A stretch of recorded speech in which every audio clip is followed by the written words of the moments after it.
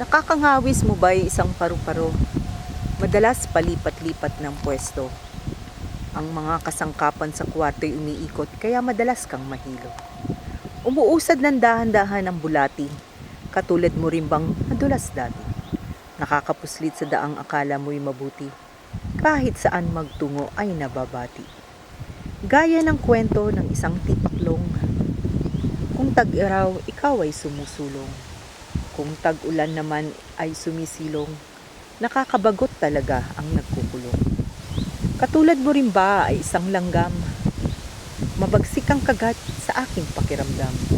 Kung minsan ay ayoko kitang katalamitam, ibig ba kitang tirisin ng walang agam-agam?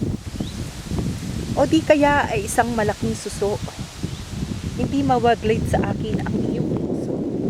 Sa loob ng iyong bahay ay pulang-pula katulad ng puso.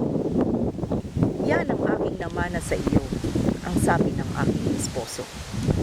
Maihahantulad ka rin ba sa isang palaka? Lumalaki ang boses at humahaba ang dila. Ang lunti ang kulay, sana'y magbigay ng himala.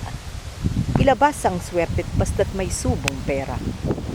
Ngunit para sa akin, ikaw ay isang lunti ang dahon. Hindi malalagas